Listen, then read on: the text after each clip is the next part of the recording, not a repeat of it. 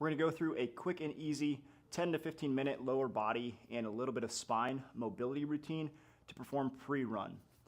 To begin, we'll be in an all fours position, hands under the shoulders, knees under the hips. We're going to work the spine here. So the first thing we're going to do is tuck our tail underneath of us, keeping everything else still. And then work your low back and start to push that low back to the ceiling, working your way up the back into the rib cage region and between your shoulder blades, pushing that to the ceiling above. Let the head drop. Now we're going to keep everything rounded and stick the tail to the ceiling, letting the belly button start to drop to the floor, and then let the chest and ribs slowly start to drop to the floor. As we start to look up, eyes go forward. We'll repeat this again, where the tail tucks, everything else stays still. Max out that, and then let the low back press to the ceiling. Work your way to the ribs, to the upper back, let the head fall. Keep everything rounded as the tail goes to the ceiling. Let the belly button start to fall to the floor. Let the lower ribs into the sternum and chest drop to the floor as we look up. And we'll have you do 5 reps of that, and then we'll get into a quadruped hip CAR. This is going to hit all of the hip muscles, specifically the outside hip muscles, the hamstrings, and the glutes. So you'll remain in this quadruped position, and I want you to imagine that you have a tennis ball behind the knee the whole time. So we're going to squeeze this tennis ball between the knee by bringing the heel to the buttocks. From here, press away from the floor, bring that knee toward your chest. Again, we're just going as far as we can through the hip. We don't want the low back to round. So ball is squeezed, knee comes to the chest. We start to point that knee out to the wall to the side of us. Once we're there, we kick the heel up to the ceiling, feeling the back of our leg and our buttocks squeeze as we slowly bring the knee back down to the floor. And then we reverse. So I'm going to squeeze the ball, kick up to the ceiling, feel the hamstrings and glutes. Slowly start to turn that knee to the wall beside you. Feel the side of your hip muscles as you bring that knee back to your chest and down to the floor. Now we'll go again. Squeeze the ball, knee to chest. Slowly bring it out. Feel the side hip muscles as you reach to the ceiling with the heel. Bring that across and knee comes down. The entire time, imagine you have a glass of water balancing on your low back, so we don't want that water to tip off. Squeeze the ball, kick up to the ceiling. Start to point that knee away from you as you bring it up and around to the floor. For this, you'll do 3 to 5 reps on each side. Next, we're going to get into a Shin Axial CAR. So for this, we're going to be seated. We'll have one knee bent. This will be the leg we're working, so we're going to push that heel down to the floor. That's going to turn on this hamstring on both sides. From here, place your fingers underneath your knee, and you're going to feel these ropey tendons. I want you to feel those the entire time as we do this. What we're focused on here is bringing the entire shin outward by pulling the hamstring. And then we'll bring it inward, pull the inside hamstring. So it looks like this. Push into the floor, feel the hamstring tendons. Start to bring the entire shin outward and feeling this outside hamstring do that work, and then start to bring it in and across. It's more challenging to bring it across and inward than it is to go outward. We're going to go through 5 reps here, keeping the toes towards the shin the entire time. With that, you're going to feel some burning on the front side of the shin, some muscle activation here. That's okay. Work your way back in, slowly out.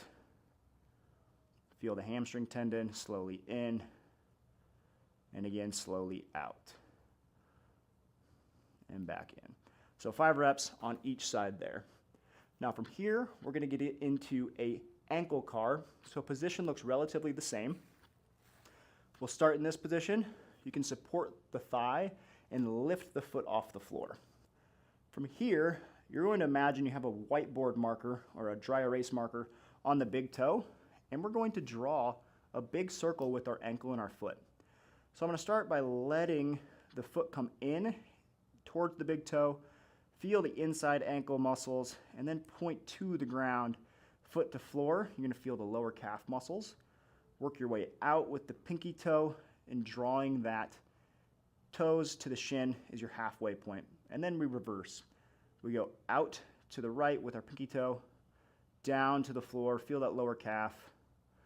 Big toe starts to draw up and back to the shin, and that's 1 rep. We'll have you do 5 reps on each side. Some things to note here as we do this: if I am coming across here and I get this hitch where my foot skips, I really want you to focus on slowing down and smooth out that range of motion the whole way.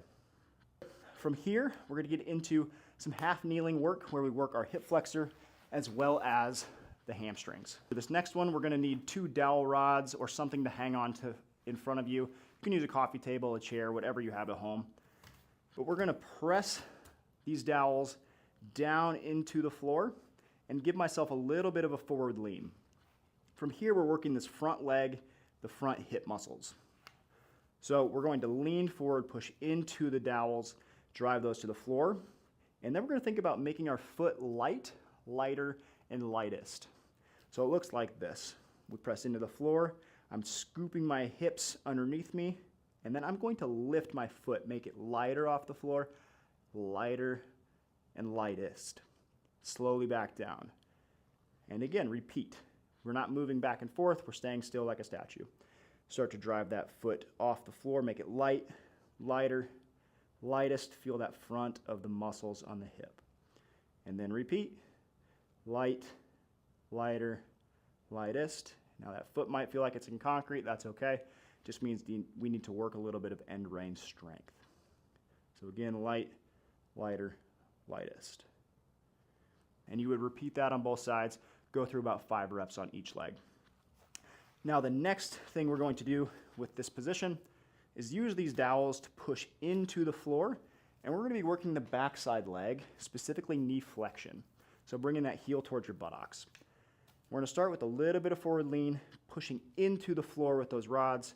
The toes on the backside leg will be pulled towards the shin, and then we're just going to drive this heel towards our buttocks quickly and slowly back down. Tap the toe, back up, slowly back down. So this you can work through about 5 to 8 repetitions on each leg. And lastly, we're going to go through some hamstring sweeps and a little bit more dynamic warm-up. So we'll start on one side.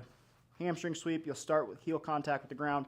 Reach down and try to sweep the ground with your fingers, keeping that leg straight as you sweep.